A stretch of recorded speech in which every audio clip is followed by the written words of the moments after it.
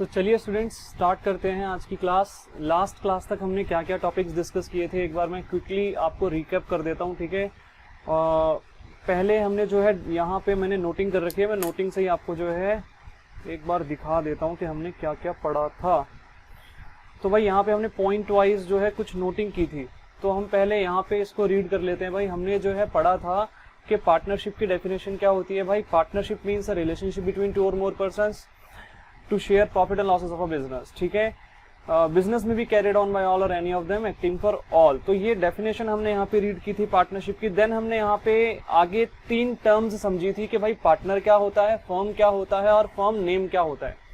उसके बाद हमने नेचर ऑफ पार्टनरशिप में जो पढ़ा था वो क्या पढ़ा था कि भाई जो सेपरेट लीगल एंटिटी वाला कॉन्सेप्ट है वो लीगली जो है लीगल पॉइंट ऑफ व्यू से वो पार्टनरशिप फॉर्म्स पे अप्लाई नहीं होता, लेकिन अकाउंटिंग पॉइंट ऑफ व्यू से वो पार्टनरशिप फॉर्म्स पे अप्लाई होगा। तो ये चीज हमने यहाँ पे पढ़ी थी। आगे हमने फीचर्स पढ़े थे पार्टनरशिप के, तो यहाँ पे 5 फीचर्स हमने पढ़े थे। भाई 2 और मोर पर्सन, कम से कम 2 पर्सन होने चाहिए, ज्यादा से ज्यादा 50 पर्सन हो सकते हैं पार्टनरशिप फॉर्म के अंदर। तो डिटेल में सारी बातें पढ़ी थी। अब मैं क्विकली जो है रिवाइज करवा रहा हूँ। अगर आपको किसी चीज में कुछ डाउट आ रहा हो तो पूछ लेना, ठीक है, मुझसे, और मैं आपको नेक्स्ट क्लास में वो जो है वो समझा दूंगा। यहाँ पे एग्रीमेंट जो है वो होना जरूरी है भाई पार्टनरशिप के अंदर, या तो ओरल हो या तो रिटर्न हो, ठीक है। कोई भी हो सकता है एग्रीमेंट, ओरल भी हो सकता है, रिटर्न भी हो सकता है, किसी भी प्रकार का हो सकता है इसका मतलब। तो मतलब यहाँ पे रिटर्न एग्रीमेंट अगर होगा तो उसको क्या बोलेंगे, पार्टनरशिप डीड बोलेंगे, ठीक है। लॉफुल बिजनेस होना चाहिए, इलीगल बिजनेस नहीं होना चाहिए। प्रॉफिट शेयरिंग होनी चाहिए पार्टनर्स के बीच में। लॉस शेयर हो या ना हो चलेगा, क्योंकि हमने पढ़ा था माइनर के केस में जो है माइनर लॉस शेयर करता ही नहीं है, फिर भी वो पार्टनर कहलाता है, ठीक है। बिजनेस जो है वो may be carried on by all भी हो सकता है और एनी ऑफ देम भी हो सकता है। बिजनेस सारे के सारे पार्टनर जो है एक्टिवली मिलके चला सकते हैं, या फिर कुछ स्लीपिंग पार्टनर्स भी हो सकते हैं। सभी पार्टनर्स एक दूसरे के लिए जो है प्रिंसिपल और एजेंट का काम करते हैं। ये बात हमने यहाँ पे पढ़ी थी कि म्यूचुअली एक दूसरे के लिए उनके बीच में कैसा रिलेशनशिप होता है, प्रिंसिपल और एजेंट का रिलेशनशिप होता है। तो ये वाला पॉइंट भी हमने यहाँ पे पढ़ा था। उसके बाद हमने बुक से काफी सारी चीजें पढ़ी थी लास्ट क्लास में, मैं वो भी आपको एक बार जो है दिखा देता हूं। भाई क्विकली हमने क्या क्या चीजें बुक से पढ़ी थी। यहाँ पे हमने राइट्स ऑफ पार्टनर्स पढ़े थे। अगर किसी भी पॉइंट में आपको डाउट आता है भाई प्लीज मुझे बता दिया करना, मैं नेक्स्ट क्लास में कवर कर लिया करूंगा। यहाँ पे अब मैं डिटेल में हर पॉइंट को जो है उठा के मैं दोबारा से रिवाइज नहीं करा पाऊंगा, थोड़ा मुश्किल हो जाएगा, ठीक है। मुझे आगे की चीजें भी पढ़ानी है ना। तो अगर आपको किसी भी एक पॉइंट में डाउट आता है तो मुझे बताओ, मैं नेक्स्ट क्लास में बहुत अच्छे से उसको दोबारा से एक्सप्लेन कर दूंगा, ठीक है, कोई दिक्कत वाली बात नहीं है। तो अभी मैं ऐसा एज्यूम कर लेता हूँ कि सबको ये वाले पॉइंट्स अच्छे से समझ में आए होंगे, ठीक है। यहाँ पे ये वाला पॉइंट जरूर याद रखना यार, बाकी कुछ याद रहे ना रहे, ये 5वां पॉइंट बहुत ज्यादा इंपॉर्टेंट है कि अगर एक पार्टनर ने फर्म को लोन दिया तो उस पे ब्याज कितना पे करेगी फर्म पार्टनर को, फर्म पे करेगी ना ब्याज पार्टनर को, तो किस रेट पे करेगी, तो भाई एग्रीड रेट जो होगा, जो पार्टनरशिप डीड में लिखा होगा। बट मैं बोलता हूँ डीड बनी ही नहीं है, फिर तो डीड ही नहीं बनी, अगर रिटर्न एग्रीमेंट ही नहीं हुआ तो फिर उस केस में क्या होगा, तो भाई उस केस में 6% पर एनम का ब्याज जो है वो फर्म पे करेगी पार्टनर को, इंटरेस्ट ऑन लोन, ठीक है। तो इस तरीके से ये वाली बात भाई जरूर याद रखना, 6% वाली, ठीक है, नहीं तो भूल जाओगे। उसके बाद नेक्स्ट पेज पे, ये पेज थोड़ा ब्लर आ रखा है यहाँ पे, ठीक है, मैंने आपको ये पूरा का पूरा पढ़ाया था। तो मैं एक काम करता हूँ, चलो थोड़ा थोड़ा तो दिख ही रहा है, कुछ खास चीजें नहीं है इसमें। क्या था भाई पार्टनरशिप डीड में क्या क्या चीजें होनी चाहिए, तो भाई डिस्क्रिप्शन होना चाहिए पार्टनर्स का, पार्टनर का नाम, पार्टनर का पता, ठीक है, एड्रेस वगैरह मतलब, ठीक है, ये सब चीजें। फिर फर्म का डिस्क्रिप्शन होना चाहिए, फर्म का नाम, फर्म का जो एड्रेस है वो, ठीक है। फर्म का प्रिंसिपल प्लेस ऑफ बिजनेस, ठीक है, जो फर्म का हेड ऑफिस है उसका एड्रेस होना चाहिए। नेचर ऑफ बिजनेस, किस प्रकार का व्यापार हम लोग कर रहे हैं भाई, ठीक है, तो काम क्या कर रहे हैं हम लोग, तो वो काम हमें यहाँ पे बताना पड़ेगा। कमेंसमेंट ऑफ पार्टनरशिप, पार्टनरशिप हमने कब कमेंस की, कैपिटल कंट्रीब्यूशन कितना कितना था हर पार्टनर का, इंटरेस्ट ऑन कैपिटल, भाई पार्टनर फर्म को कैपिटल दे रहे हैं तो फर्म बदले में ब्याज देगी उस कैपिटल पे, तो क्या रेट होगा इंटरेस्ट ऑन कैपिटल का, ठीक है, वो चीज भी हम यहाँ पे लिखेंगे। इंटरेस्ट ऑन ड्रॉइंग, अगर पार्टनर फर्म से पैसा निकालते हैं, पार्टनर फर्म से पैसा ले लेते हैं तो उस पर इंटरेस्ट ऑन ड्रॉइंग पार्टनर्स को पे करना पड़ेगा, पार्टनर पे करेंगे फर्म को, ठीक है। तो इंटरेस्ट ऑन ड्रॉइंग का रेट क्या होगा वो भी हमें यहाँ पे लिखना पड़ेगा, ठीक है, इंटरेस्ट ऑन ड्रॉइंग का रेट जो होगा। प्रॉफिट शेयरिंग रेशो कितनी होगी पार्टनर्स की, ये भी हम यहाँ पे लिखेंगे। इंटरेस्ट ऑन लोन, तो ये तो मैंने बता ही दिया था, अगर एक पार्टनर फर्म को लोन देता है तो उसमें जो उस केस में जो इंटरेस्ट है लोन पे वो कितना पे किया जाएगा वो यहाँ पे हम देखेंगे। भाई फर्म पार्टनर को लोन देती है तो देखो वो तो ड्राइंग्स हो जाता है ना, उसको हम लोन नहीं बोलते, उसको हम ड्राइंग्स बोलते हैं, ठीक है। तो लोन की जब भी बात आएगी तो पार्टनर फर्म को देगा, ना कि फर्म पार्टनर को। भाई पार्टनर तो विड्रॉ कर लेगा, ड्रॉइंग कर लेगा, वो लोन क्यों लेगा, ठीक है। तो उसको ड्राइंग बोलते हैं। तो वहां पे हमने पहले ही पढ़ लिया कि इंटरेस्ट ऑन ड्राइंग लगेगा, पार्टनर को पे करना पड़ेगा इंटरेस्ट ऑन ड्राइंग, ठीक है। रेम्युनरेशन टू पार्टनर, अगर किसी पार्टनर को सैलरी देनी है, कमीशन देनी है, इस तरह की कोई चीज देनी है मतलब, तो वो कितनी होगी, उसका अमाउंट क्या क्या होगा, किस पार्टनर को कितनी सैलरी देनी है, कितनी कमीशन देनी है, वो सब चीजें भी यहाँ पे लिखेंगे। गुडविल का वैल्यूएशन कैसे होगा वो भी लिखेंगे यहाँ पे। एसेट्स का वैल्यूएशन कैसे होगा वो भी लिखेंगे।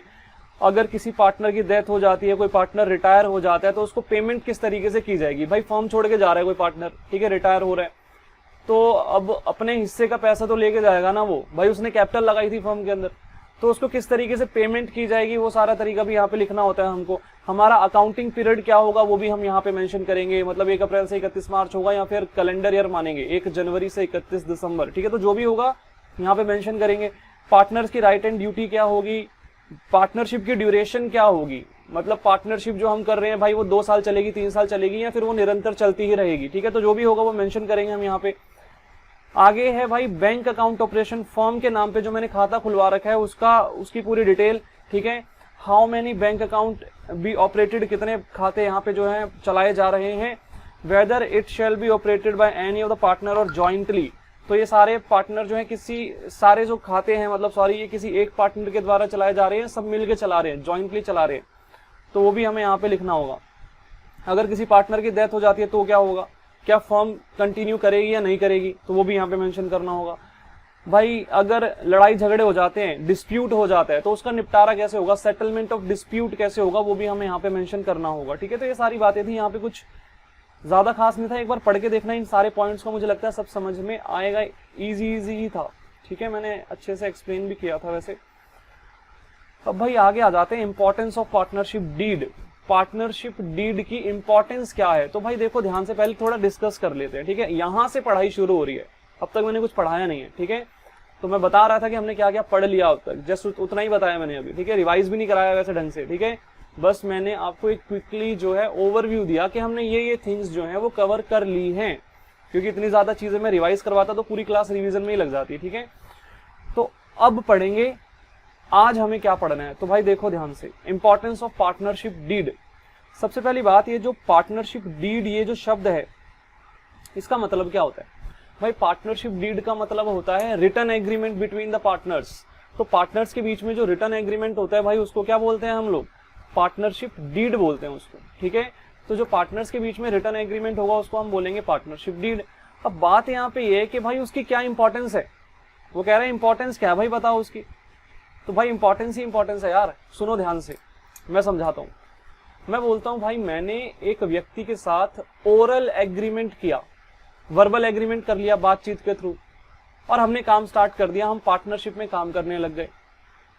अब ओरली जब हमारी बात हुई तो हमारे बीच में डिसीजन ये हुआ था कि हम 50-50% प्रॉफिट शेयर करेंगे, आधा आधा प्रॉफिट शेयर करेंगे, 50-50%।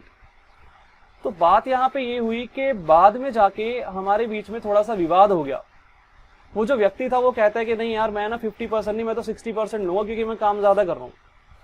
अब यहाँ पे बात ये कि लड़ाई हो गई है और 60% के बिना वो बंदा मान नहीं रहा, मुझे तो 60% उसको देना पड़ रहा है, भाई लड़ाई हो रही है यहाँ पे, ठीक है।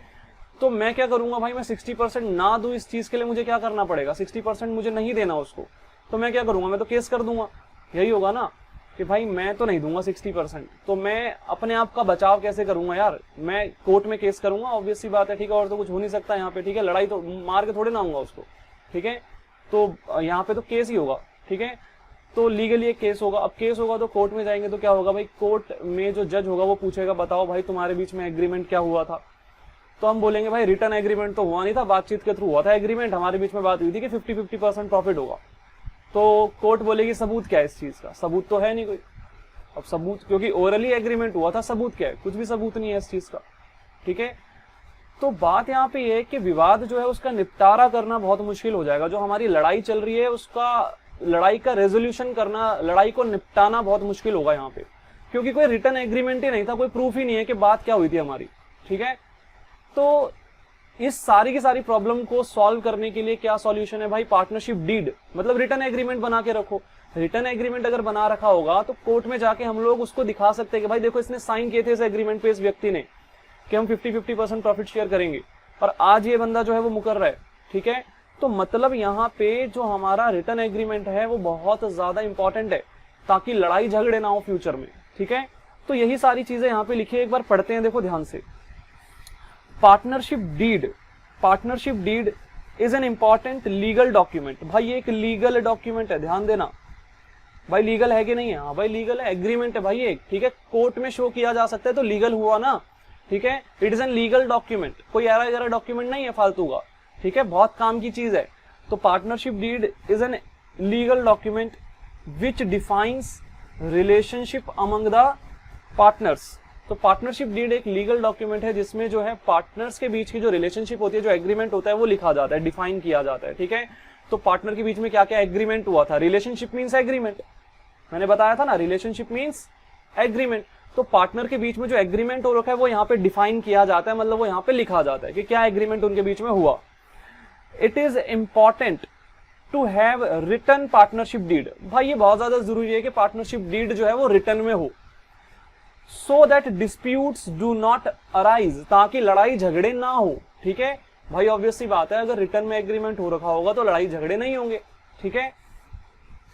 In case they still arise, वो कह रहा है मान लो कि लड़ाई झगड़े फिर भी होते हैं, they can be resolve on the basis of partnership deed. तो उन लड़ाई झगड़ों को जो है पार्टनरशिप डीड के आधार पे सॉल्व किया जा सकता है। भाई डीड में जो बात लिखी है उसको मान लेंगे, लड़ाई झगड़े खत्म हो जाएंगे, ठीक है।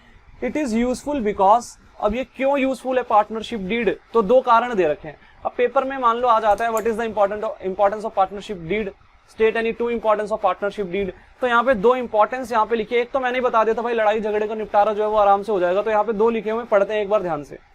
भाई it governs the rights, duties and liabilities of each partner.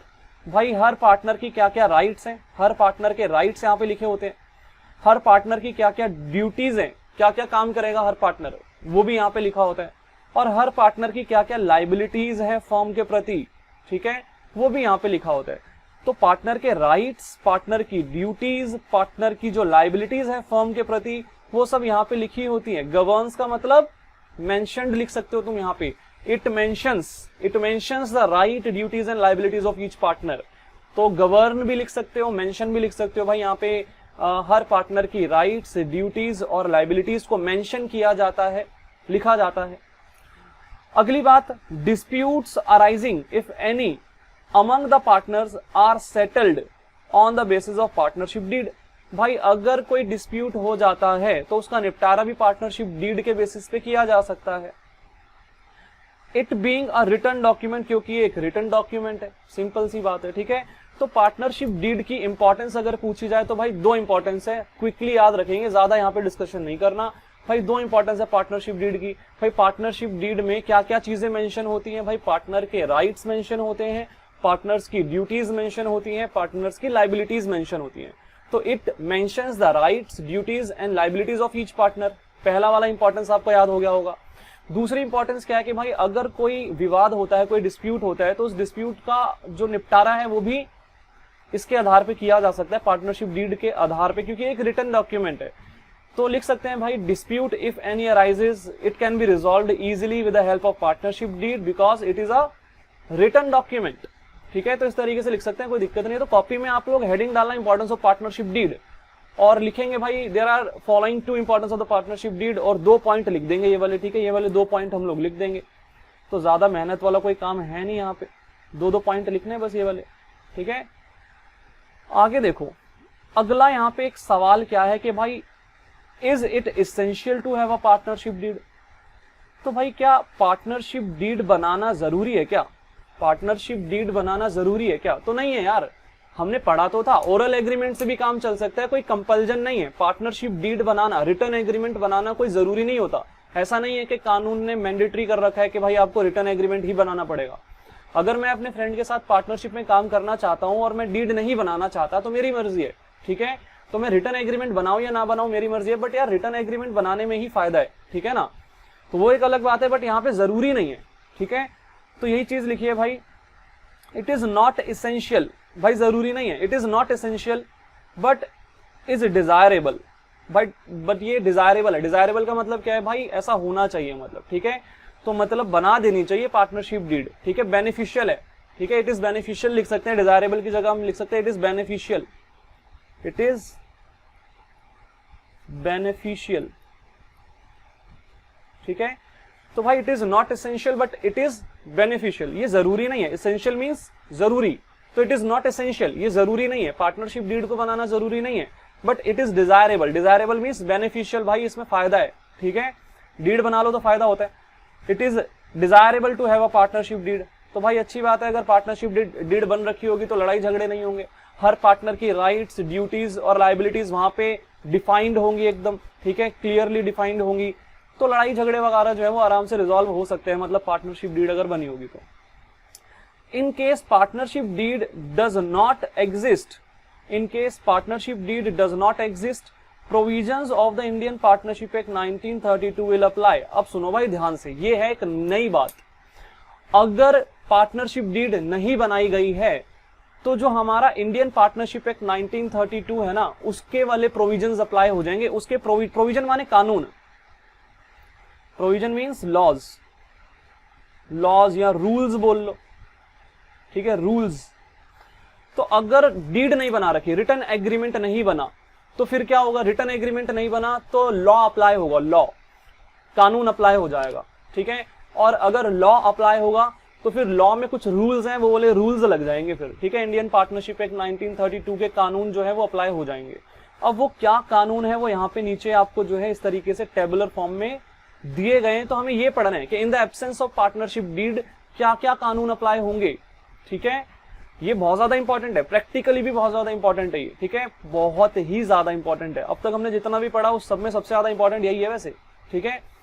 तो इसको अच्छे से समझना। आप देखो क्या डिस्कशन क्या चल रहा है, मैं दोबारा बताता हूँ एक बार। अभी तक हमने क्या पढ़ा, हमने पढ़ा कि भाई पार्टनरशिप डीड जो है वो बहुत ज्यादा इंपॉर्टेंट डॉक्यूमेंट है। पार्टनरशिप डीड होता क्या है वैसे भाई, पार्टनरशिप डीड हमने लास्ट क्लास में पढ़ा था, ये एक रिटर्न एग्रीमेंट होता है, ठीक है।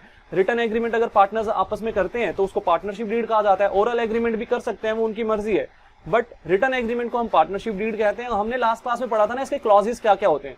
क्लॉजेस का मतलब होता है कंटेंट, ठीक है, उसमें क्या क्या चीजें लिखी होती हैं। तो हमने पढ़ा था name and description of partner होता है, name and description of firm होता है, प्रिंसिपल प्लेस ऑफ बिजनेस होता है फर्म का, ठीक है। तो बहुत सारी चीजें, liabilities of each partner, capital contributed by each partner, ठीक है। तो बहुत सारी चीजें यहाँ पे देखो लास्ट पेज पे ये सारी की सारी चीजें हमने पढ़ी थी कि पार्टनरशिप डीड में क्या क्या क्लॉजेज होते हैं। ये देखो यहाँ पे एक शब्द लिखा था, अब आपको ये थोड़ा ब्लर दिख रहा होगा, बट यहाँ पे एक शब्द था क्लॉजेज। क्लॉजेज का मतलब होता है कंटेंट, कंटेंट कि क्या क्या चीजें इसमें लिखी होती हैं, ठीक है, इसका कंटेंट क्या क्या होता है। तो ये हमने लास्ट क्लास में पढ़ा था कि पार्टनरशिप डीड में ये सब चीजें होती है। फिर हमने आज क्या पढ़ा कि भाई पार्टनरशिप डीड की इंपॉर्टेंस क्या है। तो भाई हमने यहाँ पे पढ़ा दो चीजें यहाँ पे बहुत इंपॉर्टेंट है पार्टनरशिप डीड की। क्या, पहला भाई यहाँ पे ना हर पार्टनर की राइट्स, ड्यूटीज और लाइबिलिटीज मेंशन्ड होती हैं, ठीक है। It governs the rights, duties and liabilities of each partner, ठीक है। अगली बात, अगर कोई विवाद हो जाता है तो पार्टनरशिप डीड के बेसिस पे उसको बहुत इजीली जो है वो रिजॉल्व किया जा सकता है, क्योंकि ये एक रिटर्न एग्रीमेंट है। तो if any dispute arises then it can be resolved with the help of partnership deed because it is an written document, because it is a written document, ठीक है, एन नहीं अ, ठीक है।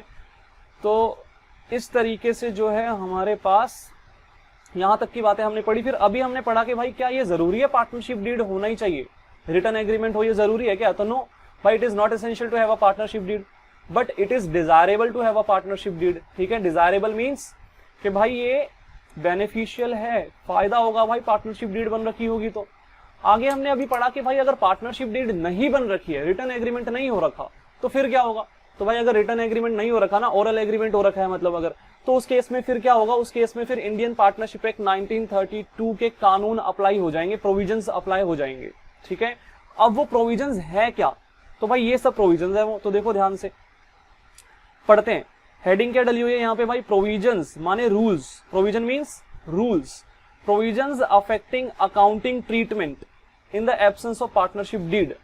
एब्सेंस माने partnership deed जब नहीं बन रखी होगी, ठीक है, in the absence of partnership deed. तो पार्टनरशिप डीड अगर नहीं बन रखी होगी तो क्या क्या रूल्स अप्लाई होंगे, तो भाई वो सब यहाँ पे मेंशन्ड है। In the absence of partnership deed or where it is silent, that is it does not have a clause in respect in respect of the following matters, in respect of the following matters the provisions of the Indian partnership act 1932 apply. अब सुनना ध्यान से सुनना।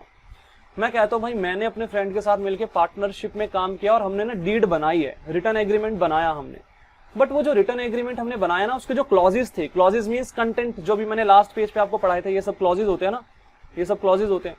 तो यहाँ पे एक clause आता है, देखो हमने पढ़ा था प्रॉफिट शेयरिंग रेशो वाला, ये 9th नंबर का जो क्लॉज हमने यहाँ पे पढ़ा था, प्रॉफिट शेयरिंग रेशो।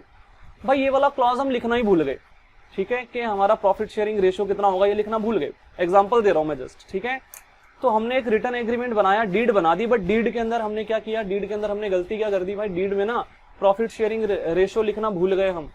तो मतलब हमारी जो डीड है वो साइलेंट है इस क्लॉज के लिए, प्रॉफिट शेयरिंग रेशो वाले क्लॉज के लिए हमारी डीड साइलेंट है, हमारी डीड में कुछ बोल ही नहीं रखा है इस बारे में।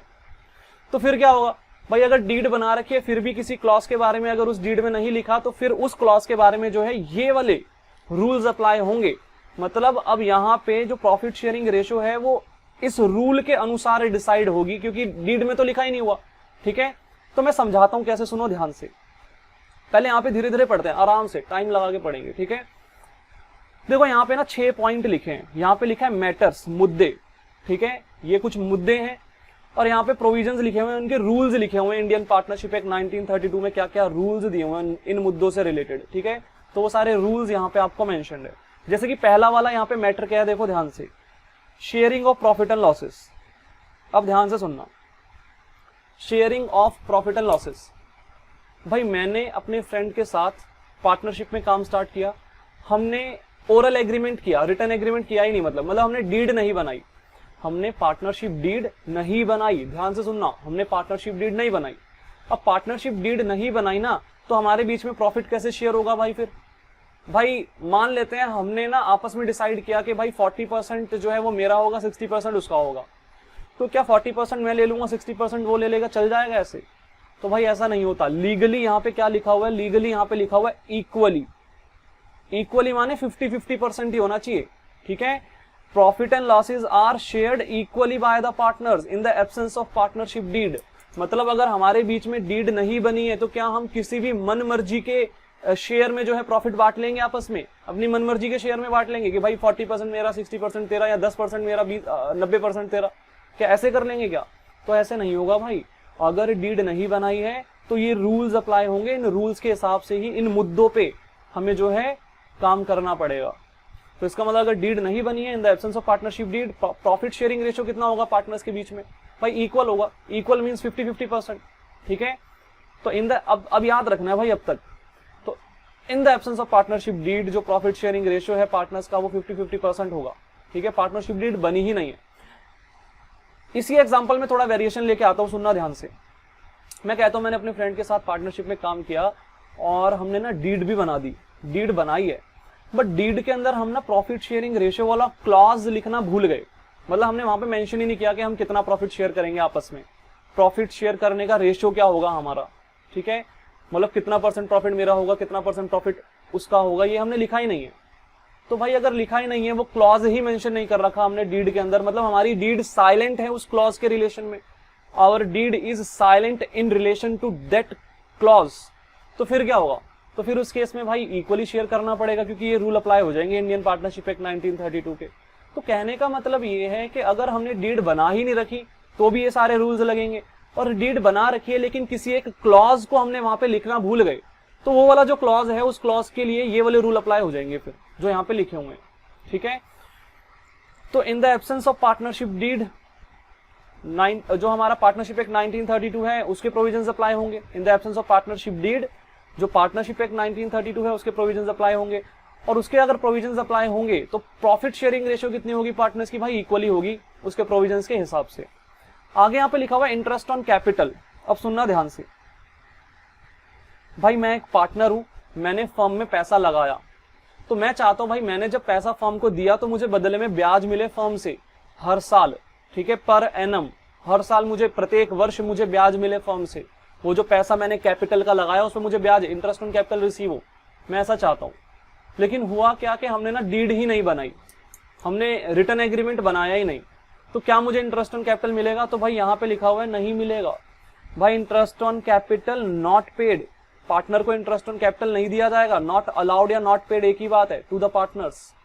हाँ, लेकिन मान लो कि मैं डीड बना देता हूं और मैं डीड में लिख देता हूं कि इंटरेस्ट ऑन कैपिटल जो है हर पार्टनर को दिया जाएगा 5% पर एनम, या फिर सिर्फ मुझे दिया जाएगा 5% पर एनम, तो फिर वो मिलेगा। ठीक है, मतलब जिस तरीके से डीड में लिखा होगा फिर वैसे काम होगा। ठीक है, तो मतलब अगर डीड बनी ही नहीं है या फिर डीड में वो क्लॉज साइलेंट है, मतलब मान लो डीड बनाई मैंने, ठीक है, डीड बनाई मैंने, लेकिन डीड में मैंने इंटरेस्ट ऑन कैपिटल का क्लॉज ही नहीं लिखा, तो क्या मुझे इंटरेस्ट ऑन कैपिटल मिलेगा? भाई मिलेगा ही नहीं।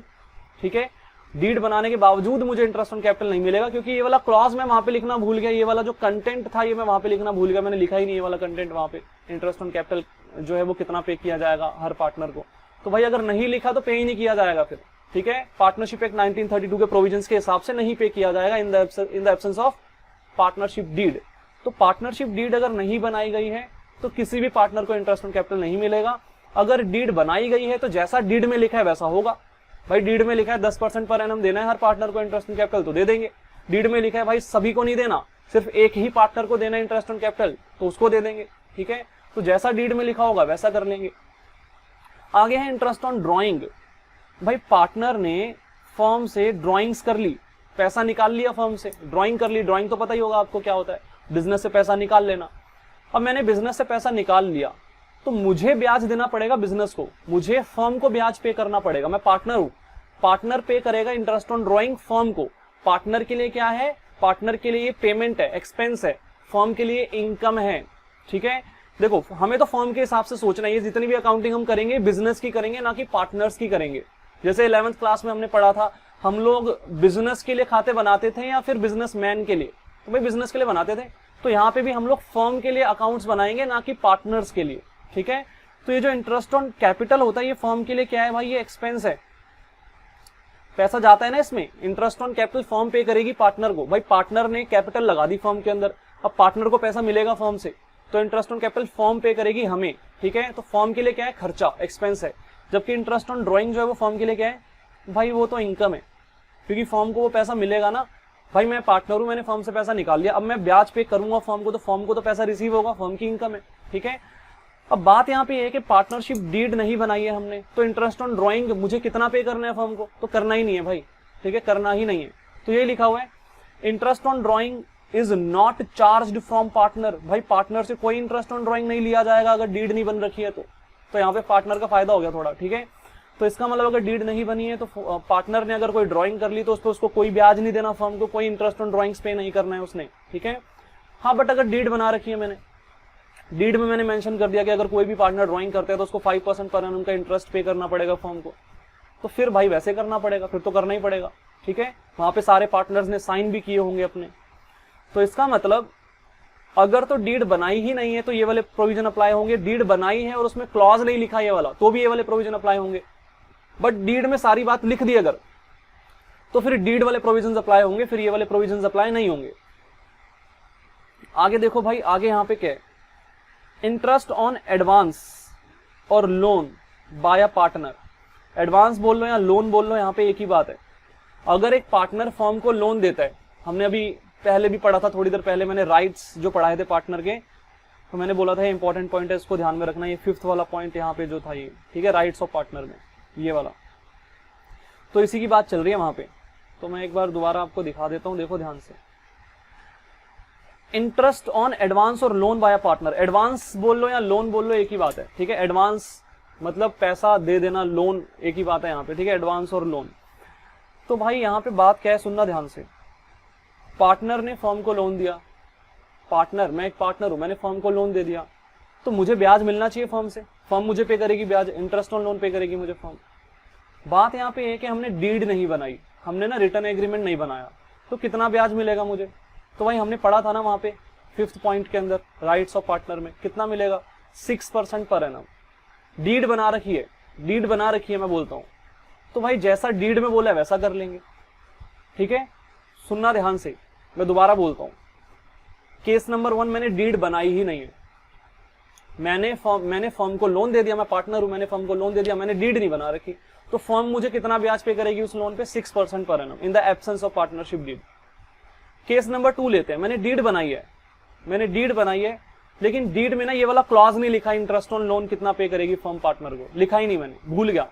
तो कितना पे करेगी भाई, तो भी 6% per annum in the absence of partnership deed, या फिर पार्टनरशिप डीड साइलेंट है इस क्लॉज के बारे में, तो 6% पर एनम। मैंने डीड बनाई है, तीसरा केस बता रहा हूँ, मैंने डीड बनाई है और डीड में मैंने मेंशन कर दिया कि interest on drawing 10% per annum होगा, तो फिर 10% पर एनम हो जाएगा, ठीक है, मतलब जितना डीड में लिखा होगा उतना हो जाएगा। तो यही वाली सारी बात यहाँ पे लिखी है भाई, interest on loan by partner is paid at 6% per annum. तो नॉर्मली भाई अगर डीड नहीं बना रखी है या फिर डीड बना रखी है बट वो साइलेंट है इस क्लॉज के रिलेशन में, तो फिर 6% पर एनम का ब्याज होगा। लेकिन आगे लिखा है interest on loan by partner is charged against profit. अब ये वाली बात आपको अभी समझ में नहीं आएगी, चार्ज अगेंस्ट प्रॉफिट क्या होता है, मुझे पढ़ाना है बाद में, तो ये अभी समझ में नहीं आएगा कि चार्ज अगेंस्ट प्रॉफिट क्या होता है।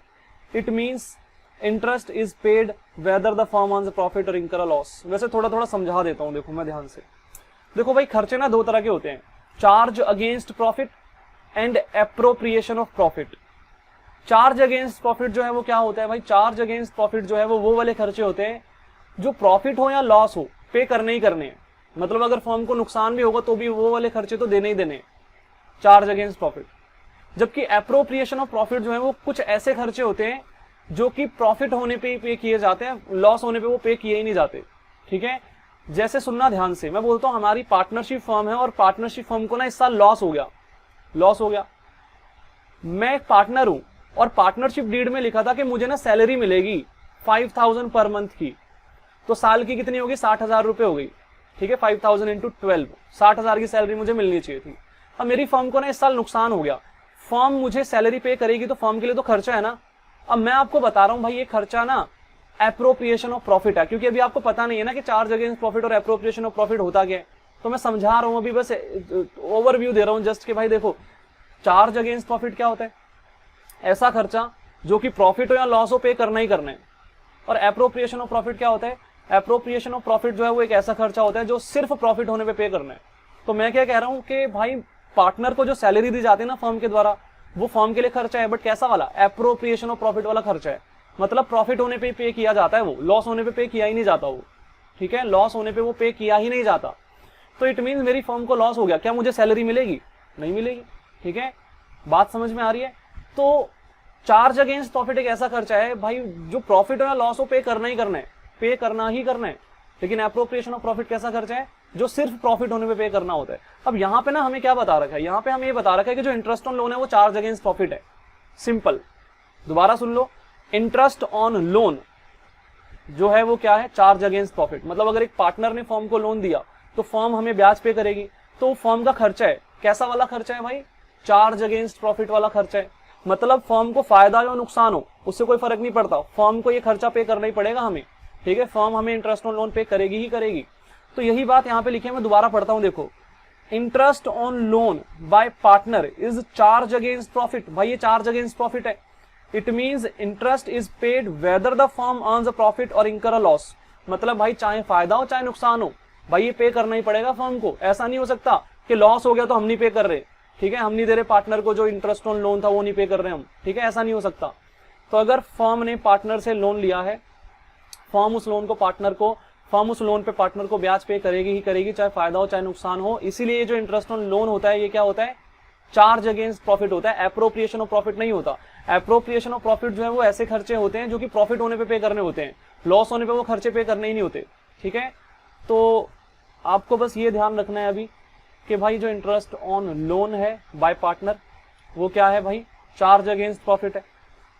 तो लोन बाय पार्टनर के द्वारा फर्म को लोन दिया गया, उस पर फर्म पे कर रही है हमें ब्याज, तो वो जो ब्याज है वो क्या है, चार्ज अगेंस्ट प्रॉफिट है। इट मींस फायदा हो या नुकसान हो हमें वो पैसा पे करेगी फर्म, करेगी ही करेगी, ठीक है।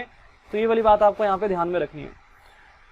तो भाई दोबारा देख लो, अगर एक पार्टनर ने फर्म को लोन दिया, डीड नहीं बन रखी, तो कितना ब्याज पे करेगी फर्म पार्टनर को, 6% पर एनम। भाई हमने डीड बना रखी है बट ये वाला क्लॉज नहीं लिखा हुआ वहां पे, तो कितना फर्म जो है ब्याज पे करेगी उस लोन पे, भाई फिर भी 6% पर एनम। हमने डीड ही नहीं बना रखी, डीड बना ही नहीं रखी, ठीक है, सॉरी ये तो मैं पहले डिस्कस कर चुका हूँ यार, पहला वाला केस यही तो लिया था, दोबारा से देख लो यार। पहला केस डीड नहीं बना रखी, दोबारा बता रहा हूँ, पहला केस डीड नहीं बना रखी मैंने, तो कितना मुझे ब्याज मिलेगा फर्म के द्वारा, 6% पर एनम। दूसरा केस डीड बना रखी है बट ये वाला क्लॉज नहीं लिखा, इंटरेस्ट ऑन लोन वाला क्लॉज लिखा नहीं है वहां पे, तो कितना ब्याज मिलेगा भाई, तो भी 6% पर एनम। तीसरा केस डीड बना रखी है, डीड में लिखा हुआ है कि भाई ब्याज ना 8% पर एनम मिलेगा मान लो, तो फिर 8% पर एनम मिलेगा। मतलब डीड बना रखी है और डीड में लिखा है तो जैसा डीड में लिखा है वैसा मान लेंगे। डीड में नहीं लिखा या डीड बना ही नहीं रखी तो फिर ये वाला प्रोविजन अप्लाई हो जाएगा 6% पर एनम वाला, ठीक है। और ये जो लोन इंटरेस्ट ऑन लोन है ना, interest on loan by partner है, ये एप्रोप्रिएशन ऑफ प्रॉफिट नहीं है, ये क्या है, चार्ज अगेंस्ट प्रॉफिट है। इट मींस प्रॉफिट या लॉस हो, ये वाला खर्चा फर्म पे करेगी ही करेगी, ठीक है। तो ये बात आपको ध्यान में रखनी है, एमसीक्यू वगैरह में आ सकती है और प्रैक्टिकली भी यूज होगा बहुत ज्यादा जब क्वेश्चंस करेंगे हम लोग, ठीक है। तो ये छोटे छोटे कॉन्सेप्ट हैं बट ये बड़े बड़े क्वेश्चंस जो है उसमें आपको बहुत ज्यादा हेल्प मिलेगी। अगर ये छोटे कॉन्सेप्ट नहीं आते होंगे तो फिर बड़े वाले कॉन्सेप्ट तो भूल ही जाओ, ठीक है, बहुत दिक्कत हो जाएगी। तभी मैं बहुत ज्यादा टाइम लगा रहा हूँ हर चीज पे, धीरे धीरे धीरे धीरे करके थ्योरी पढ़ा रहा हूँ सारी, ताकि समझ में भी आए। तो जितना हद तक समझ में आ जाता है इस तरीके से उतना ठीक है, बाकी हम प्रैक्टिकली जब करेंगे तो और ज्यादा अच्छे से समझ में आएंगी सारी बातें, ठीक है। मुझे पता है अभी भी 100% जो है वो एकदम एक्यूरेसी के साथ समझ में नहीं आ रही होंगी बातें, बट जितना भी समझ में आ रही है वो सफिशिएंट है, ठीक है, मोर देन सफिशिएंट है, अगर आप ईमानदारी से रिवाइज कर रहे हो तो, ठीक है ना। सारी बात आती है रिवीजन पे, तो रिवीजन अगर हो रही है तो बहुत बहुत अच्छे से सब कुछ हो जाएगा, आगे जाके सब समझ में आने वाला है। बट रिवीजन नहीं होगी तो आगे जाके फिर बहुत सारी बातें समझ में नहीं आएंगी। और ये टॉपिक्स ऐसे हैं कि बच्चे रट्टा मारते हैं, ठीक है ना, रट्टा मारने वाली जो है पढ़ाई कराई जाती है स्कूल्स में। तो यहाँ पे अगर समझ में आ गया ना तो क्वेश्चंस बहुत जल्दी जल्दी हो जाएंगे, फटाफट से हो जाएंगे। तो इसीलिए कोशिश ये करनी है कि हमें कॉन्सेप्ट समझ में आ जाए सारे के सारे। थोड़े कॉन्सेप्ट ज्यादा हैं, ठीक है, अभी जस्ट हमने स्टार्ट किया है, अभी आगे बढ़ेंगे तो कॉन्सेप्ट बढ़ते ही जाएंगे, कॉन्सेप्ट पे कॉन्सेप्ट आते जाएंगे, ठीक है। तो फोकस हमें ये करना है कि जितनी चीजें हमने पढ़ी है वो सारी की सारी हमारे माइंड में रिवाइज करके रखनी है हमको, ठीक है। 5th पॉइंट देखो भाई, रेम्युनरेशन टू पार्टनर्स। अब ये क्या चीज है, सुनना ध्यान से। Remuneration means salary, commission etcetera, ये सब चीजें, ठीक है। मैं एक पार्टनर हूं भाई, मैंने फर्म से सैलरी ले ली तो वो सैलरी क्या है, रेम्युनरेशन है। कमीशन ले ली, रेम्युनरेशन है, ठीक है। तो पार्टनर को जो भी पेमेंट करेगी फर्म काम करने के बदले में वो रेम्युनरेशन होती है, ठीक है। अब बात यहाँ पे ये है कि in the absence of partnership deed क्या पार्टनर को कोई रेम्युनरेशन पे की जाएगी, तो भाई बिल्कुल भी नहीं की जाएगी, ठीक है, बिल्कुल भी नहीं की जाएगी। In the absence of partnership deed कोई भी रेम्युनरेशन पे नहीं करेंगे हम पार्टनर को। बट मान लेते हैं मैंने डीड बना रखी और डीड में मैंने लिख दिया कि भाई मैं एक पार्टनर और मुझे 5000 जो है पर मंथ सैलरी मिलेगी, तो भाई डीड में अगर लिख दिया फिर तो रेम्युनरेशन देनी ही पड़ेगी, सारे पार्टनर्स ने साइन कर दिया उस पर, ठीक है। तो डीड में लिखा हुआ है तो फिर तो रेम्युनरेशन देनी ही पड़ेगी, अदरवाइज कोई रेम्युनरेशन देने की आवश्यकता नहीं है। तो in the absence of partnership deed no remuneration shall be allowed to any partner, ठीक है। रेम्युनरेशन क्या होता है भाई, रेम्युनरेशन यहाँ पे हमने लिखा हुआ है कि रेम्युनरेशन क्या होता है, रेम्युनरेशन मींस जो है वो सैलरी होता है, कमीशन होता है एक्सेट्रा, इज नॉट पेड और अलाउड टू एनी पार्टनर। भाई किसी भी पार्टनर को सैलरी कमीशन वगैरह जो है वो नहीं दिए जाएंगे in the absence of partnership deed, या फिर पार्टनरशिप डीड बना रखी है बट ये वाला क्लॉज नहीं लिखा हुआ वहां पे, ठीक है। Admission of a partner, admission of a partner, भाई नया पार्टनर फॉर्म में एडमिट हो सकता है या नहीं हो सकता। पार्टनरशिप डीड नहीं बना रखी है मैंने तो क्या नया पार्टनर एडमिट हो सकता है, भाई हो सकता है, बट सारे पार्टनर्स का एग्री होना जरूरी है। अगर ये मैंने आपको पहले भी बताया था, राइट्स ऑफ पार्टनर में बताया था मैंने, ठीक है। अगर एक भी पार्टनर डिसएग्री हो गया कि भाई मैं नहीं आने दूंगा नए पार्टनर को, तो फिर नया पार्टनर नहीं आ सकता। तो यही बात यहाँ पे लिखी है, new partner can not be admitted unless all the partners agree to it, जब तक कि सारे के सारे पार्टनर्स मान ना जाए, ठीक है। तो अगर सारे पार्टनर्स मान जाएंगे तो नया पार्टनर एडमिट हो सकता है, अदरवाइज नया पार्टनर एडमिट नहीं हो सकता फर्म के अंदर, ठीक है। तो ये बातें आपको याद रखनी है भाई, दोबारा से देखो सारी की सारी बातें। अब मैं एक बार दोबारा से सारी बातें बताता हूँ और थोड़ा अच्छे तरीके से समझते हैं बातों को, पहले से भी ज्यादा थोड़ा बेटर तरीके से इसको समझते हैं। सुनो भाई ध्यान से, मैं कहता हूं कि भाई मैंने पार्टनरशिप डीड नहीं बनाई है, मैंने पार्टनरशिप में काम कर रहा हूं, मैंने डीड नहीं बना रखी, तो उस केस में जो रूल्स हैं वो कौन से लगेंगे, तो रूल्स लगेंगे इंडियन पार्टनरशिप एक्ट 1932 के। अब यहाँ पे ना ये 6 मुद्दों से रिलेटेड यहाँ पे रूल्स हमें दिए हुए हैं। पहला मुद्दा यहाँ पे क्या है, पहला मैटर यहाँ पे क्या है भाई, प्रॉफिट शेयरिंग रेशियो। तो भाई in the absence of partnership deed जो प्रॉफिट शेयरिंग रेशियो है वो क्या होगी पार्टनर्स के बीच में, मतलब ओरल एग्रीमेंट किया हुआ है हमने, तो क्या रेशियो होगी भाई, इक्वल होगी। मैं अपने मन मर्जी की रेशियो नहीं रख सकता, 40% 60% या कुछ भी अपने मन मर्जी की रेशियो नहीं रख सकता, 50-50% ही होगा, इक्वल ही होगा। अगली बात, इंटरेस्ट ऑन कैपिटल कितना दिया जाएगा पार्टनर को, तो भाई कुछ भी नहीं दिया जाएगा, no interest on capital shall be allowed to any partner. Interest on drawing कितना चार्ज किया जाएगा पार्टनर से, लिया कितना जाएगा इंटरेस्ट ऑन ड्राइंग, तो भाई no interest on drawing shall be received from any partner, नहीं लिया जाएगा, ठीक है। आगे है भाई इंटरेस्ट ऑन लोन या एडवांस बाय पार्टनर, एक पार्टनर ने फर्म को लोन दिया तो उस पर ब्याज कितना लगाया जाएगा in the absence of partnership deed, तो भाई 6% पर एनम जो है उस पर ब्याज लगाया जाएगा। और ये जो ब्याज है ना, ये चार्ज अगेंस्ट प्रॉफिट होगा। इट मींस अगर फायदा हुआ तो भी हमें पे करना है, नुकसान हुआ तो भी हमें पे करना ही है, मतलब फर्म पे करेगी ही करेगी, ठीक है। रेम्यूनरेशन जो है वो पार्टनर को पे करनी है कि नहीं करनी in the absence of partnership deed, तो भाई नहीं करनी। डीड बना रखी है, डीड में लिखा है तो पे करो, अदरवाइज कोई रेम्यूनरेशन पे नहीं करनी हमने पार्टनर को। क्या नया पार्टनर एडमिट हो सकता है फर्म में in the absence of partnership deed? हाँ भाई हो सकता है, अगर सारे के सारे पार्टनर एग्री हो तो, ठीक है। तो इस तरीके से है भाई। तो ये हमारा था भाई, कुछ प्रोविजंस थे हमारे इंडियन पार्टनरशिप एक्ट 1932 के, जो हमारे अप्लाई होंगे in the absence of partnership deed, या फिर पार्टनरशिप डीड का कोई क्लॉज अगर साइलेंट है, मतलब वो मेंशन्ड नहीं है, ठीक है, तो ये वाले सारे रूल्स अप्लाई हो जाएंगे। तो एक बार इसको दोबारा से ना वीडियो को पॉज करके दोबारा एक बार पढ़ो अच्छे से। ये 6 के 6 मुद्दे आपको टिप्स पे याद होने चाहिए, टिप्स पे, ठीक है, बहुत ज्यादा इंपॉर्टेंट है प्रैक्टिकल क्वेश्चंस के पॉइंट ऑफ व्यू से। तो अच्छे से इसको जो है समझ लो भाई अच्छे से। अब देखो भाई आगे नेक्स्ट टॉपिक क्या है यहाँ पे, लाइबिलिटीज ऑफ पार्टनर।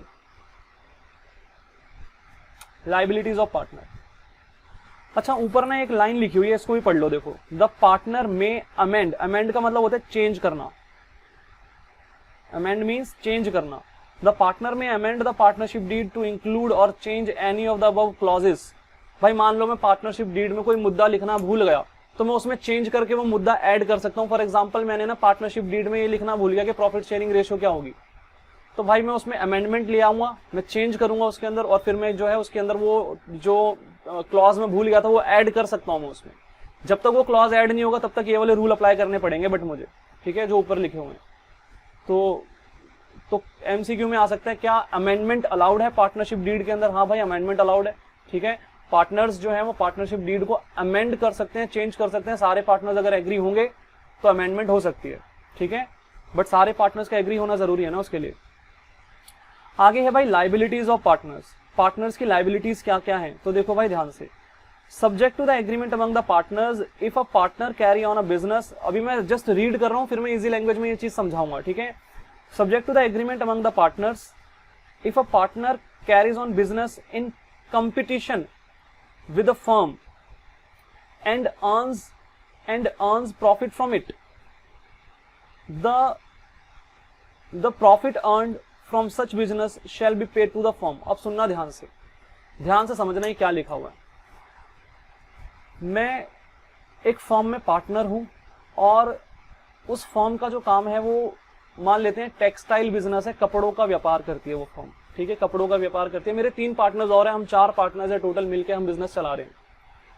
अब जिस लोकेलिटी में वो बिजनेस चल रहा है ना, जिस लोकेशन पे जो हमारी शॉप है, जहां पे काम हो रहा है, जहां पे हम लोग सेल करते हैं, टेक्सटाइल बिजनेस है हमारा, तो उस शॉप के पास ही मैंने क्या किया, उस शॉप के बहुत पास मैंने अपनी एक अलग से भी दुकान खोल ली, अलग से दुकान खोल ली मैंने अपनी, कपड़ों की ही, मतलब मैं कंपटीशन कर रहा हूँ, ठीक है, मैं अपनी ही फर्म के साथ इंडिविजुअली कंपटीशन कर रहा हूँ। सोल प्रोप्राइटरशिप फर्म बिजनेस खोल लिया मैंने अलग से अपना, सोल प्रोप्राइटरशिप, अकेला मालिक हूं मैं उस बिजनेस का, और साथ ही साथ इस फर्म में पार्टनर भी हूं मैं।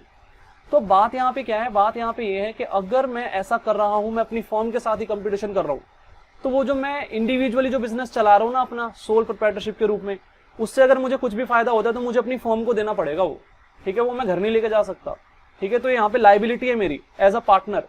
तो मतलब अगर मैं एक पार्टनर हूं तो मैं अपनी फर्म के साथ कंपटीशन नहीं कर सकता। अगर मैं करूंगा कंपटीशन तो जितना भी मुझे फायदा होगा उस बिजनेस से वो सारा मुझे फर्म को वापस लौटाना पड़ेगा। अब पढ़ के देखते हैं ये वाला पॉइंट दोबारा से। भाई if a partner carry on a business, भाई अगर एक पार्टनर बिजनेस कर रहा है in competition with the firm, firm के साथ कंपटीशन करते हुए, मतलब जो काम फर्म कर रही है वही काम मैं कर रहा हूँ, फर्म के काम के बहुत पास, फर्म की लोकेशन के बहुत पास कंपटीशन में कर रहा हूँ वो काम, ठीक है, and earns a profit from it, और उस बिजनेस से मुझे फायदा हो जाता है भाई कंपटीशन वाले बिजनेस से। तो भाई आगे लिखा है the profit earned from such business shall be paid to the firm. तो भाई जो भी मुझे उस बिजनेस से फायदा होगा मुझे फर्म को पे करना पड़ेगा, ठीक है। तो भाई ये पॉइंट आपको समझ में आया होगा अच्छे से, मुझे लगता है। भाई अगर मैं एक पार्टनर हूं, मैं अपनी फर्म में जो है काम कर रहा हूं, साथ ही साथ मैंने क्या किया, जो फर्म वाला काम था वही काम मैंने जो है फर्म की लोकेशन के पास कहीं पे ओपन कर लिया, इंडिविजुअली अकेले से, ठीक है, खुद काम करूंगा वहां पे अकेले में। अब वहां पे क्या हो रहा है भाई, कंपटीशन हो गया, मैं अपनी फर्म के साथ ही कंपटीशन कर रहा हूँ, तो जितना भी फायदा मुझे उस इंडिविजुअल बिजनेस से होगा वो सारा फायदा मैं घर नहीं लेके जा सकता, मुझे सारा का सारा फायदा उठा के फर्म में पे करना पड़ेगा, ठीक है। और फिर बाद में वो पार्टनर्स में बट जाएगा, सब में, मेरे हिस्से में भी आएगा मतलब, बट पूरा प्रॉफिट नहीं आएगा। बटने के बाद मतलब जो भी रेशो होगी हमारे, अगर इक्वल होगा तो इक्वली बढ़ जाएगा सब में, ठीक है। तो मैं कंपटीशन नहीं कर सकता इसका मतलब। Next point, if a partner earns profit for himself from any transaction of the firm or from the use of firm's property or business connection, the profit so earned shall be paid to the firm। बस यहीं तक की बात समझते हैं पहले। तो देखो भाई ध्यान से क्या लिखा हुआ है यहाँ पे। भाई मैं एक पार्टनर हूँ एक फर्म के अंदर, और मुझे जो है क्या हुआ, मैंने ना पर्सनल प्रॉफिट कमा लिया फर्म की किसी प्रॉपर्टी से। मान लेते हैं फर्म का स्टॉक पड़ा था मेरे पास, बिजनेस का स्टॉक था। अब वो जो स्टॉक था वो फर्म ने परचेज किया था 500 में, 500 रुपए का माल पड़ा हुआ है भाई मेरे पास फर्म के अंदर। नॉर्मली हम लोग उस माल को 800 में बेचते हैं, मतलब 300 का मुनाफा कमाते हैं हम। फर्म कितने का प्रॉफिट कमाती है, 300 का। तो मतलब 500 का माल था, हम 800 में बेचते हैं, 300 का फायदा होता है फर्म को। अब मैंने क्या किया, मैंने ना 1000 में बेचा, मतलब 300 का फर्म का फायदा तो होता ही है, मैंने 200 रुपए ऊपर अपने एक्स्ट्रा रख लिए, पर्सनल प्रॉफिट कमा लिया मैंने। तो वो जो पर्सनल प्रॉफिट मैंने 200 रुपए का कमाया ना, वो भी मुझे फर्म को पे करना पड़ेगा, ठीक है। मतलब मैं गफले नहीं कर सकता, सिंपल सी बात है, ठीक है, नहीं करने चाहिए, मतलब ये लाइबिलिटी है मेरी फर्म के प्रति। तो भाई यही बात यहाँ पे लिखी है, if a partner earns profit for himself from any transaction of the firm or from use of the property, firm's property or business connection, the profit so earned shall be paid to the firm. तो firm को वापस लौटाना पड़ेगा मुझे।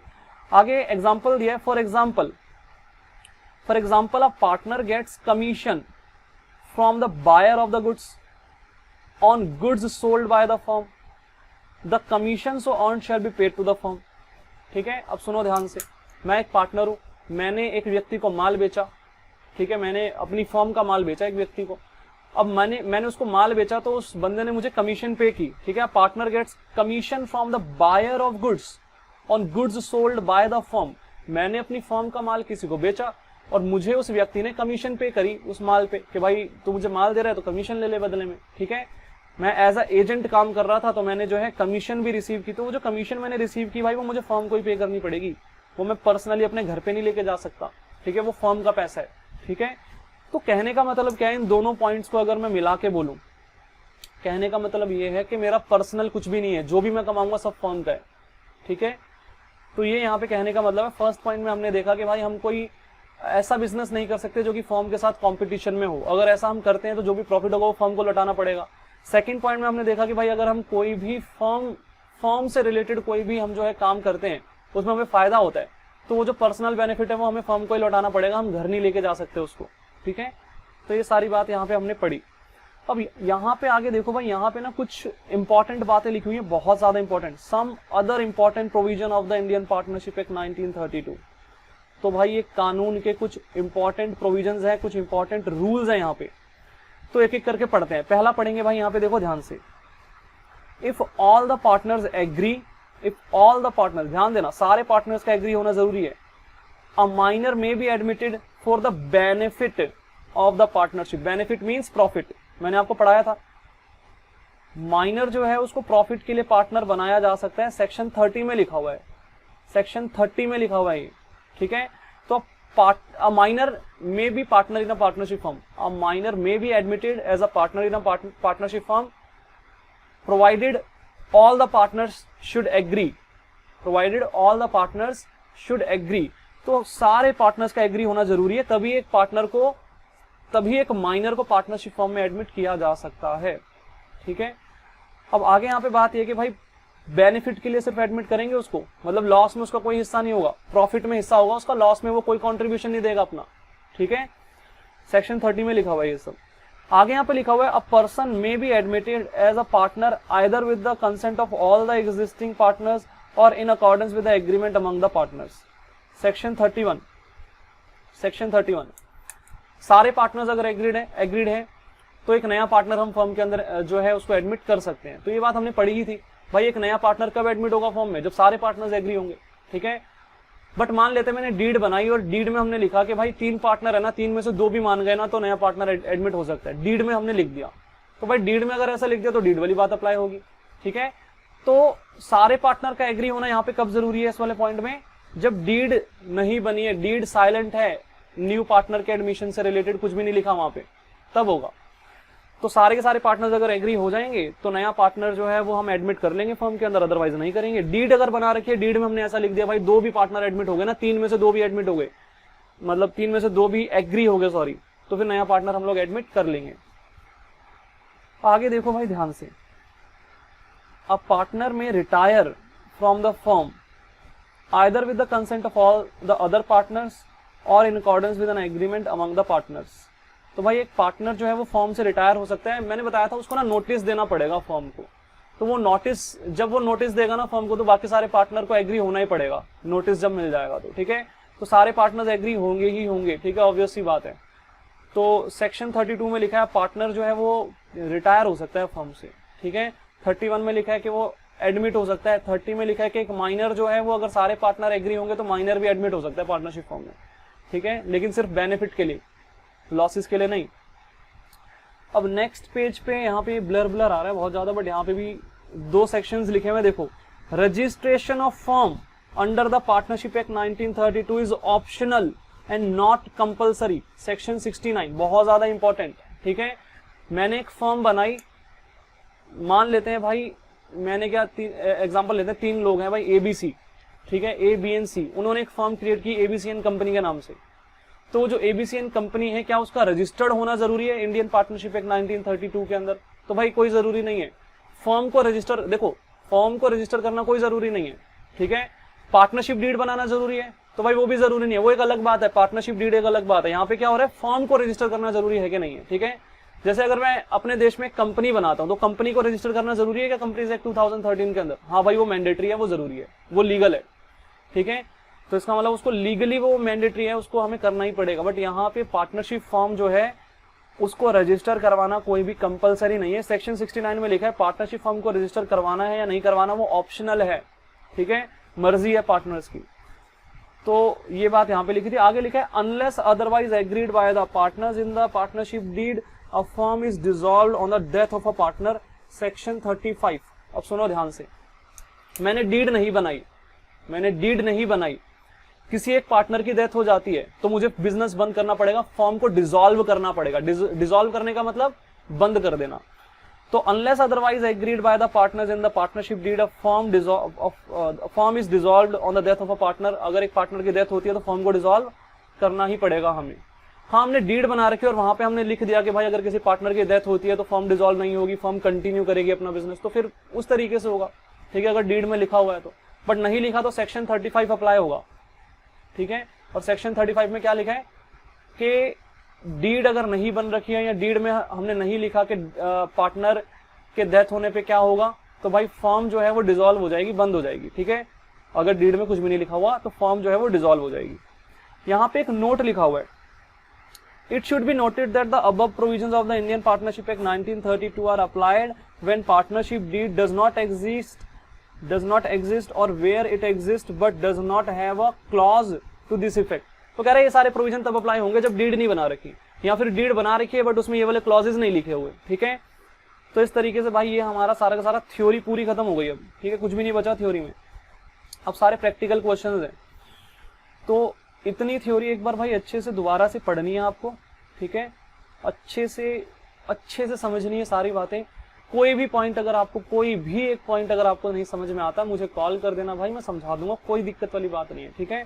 अभी मैं question start नहीं कर रहा हूँ, नेक्स्ट क्लास से मैं जो है क्वेश्चन स्टार्ट करूंगा। अभी थोड़ी मेरी तबीयत भी ठीक नहीं थी, ठीक है, मैंने मेडिसिन ली, मुझे नींद से आ रही है, ठीक है। तो इतना ही करते हैं और नेक्स्ट क्लास में हम लोग इलिस्ट्रेशन 1 से स्टार्टिंग कर देंगे क्वेश्चंस की। इलिस्ट्रेशन 1 इलिस्ट्रेशन 2 करेंगे। ये बहुत ब्लर यहाँ पे नहीं, अब ठीक है भाई, अब दिख रहा है। तो ये सब भी पढ़ना है, फिर थोड़ी बहुत थ्योरी और है यहाँ पे, ठीक है, हल्की फुल्की थ्योरी और है। तो फिर इलिस्ट्रेशन 3 है, तो इस तरीके से बहुत सारे इलिस्ट्रेशन आएंगे। तो भाई अभी इतना ही कर रहे हैं। अभी क्या करना है, अभी मेजरली थ्योरी आपकी खत्म हो गई, थोड़ी थोड़ी सी थ्योरी और बची हुई है थोड़ी, तो वो हम बाद में डिस्कस करेंगे, वो हम प्रैक्टिकल क्वेश्चन करते समय डिस्कस करेंगे। तो इतना आपको अच्छे से याद होना चाहिए। अगर मैं पूछता हूं कि भाई बताओ पार्टनर की क्या क्या लाइबिलिटीज होती है फर्म के प्रति, तो ये लाइबिलिटीज दोनों की दोनों आपको याद होनी चाहिए, ये वाली, ठीक है, दोनों लाइबिलिटीज याद होनी चाहिए। इंडियन पार्टनरशिप एक्ट 1932 के सारे प्रोविजंस जितने भी हमने पढ़े, सेक्शन भी आपको याद होना चाहिए सबका, ठीक है, मैंने पढ़ा रखा है। ये तो बहुत ज्यादा इंपॉर्टेंट है कि भाई in the absence of partnership deed क्या क्या प्रोविजंस अप्लाई होते हैं, तो ये सब आपको याद होना चाहिए बहुत अच्छे से, ठीक है। पार्टनरशिप डीड की इंपॉर्टेंस क्या होती है, क्या पार्टनरशिप डीड को बनाना कंपलसरी है, क्या मैंडेटरी है, नहीं, क्या फर्म को रजिस्टर करना मैंडेटरी है, तो भाई सेक्शन नंबर यहाँ पे हमने पढ़ा था 69, तो फर्म को रजिस्टर करना भी कोई मैंडेटरी नहीं है, ऑप्शनल है, ठीक है। पार्टनरशिप डीड बनाना भी मैंडेटरी नहीं है। तो इस तरीके से ये सारी की सारी बातें हैं भाई, इनको हमें अच्छे से पढ़ना है। तो मेजरली सारी थ्योरी होगी। नेक्स्ट क्लास में इलस्ट्रेशन 1 से हम अपनी स्टार्टिंग करेंगे। आज की क्लास यहीं पे खत्म करते हैं, समाप्त करते हैं भाई। Tata bye bye.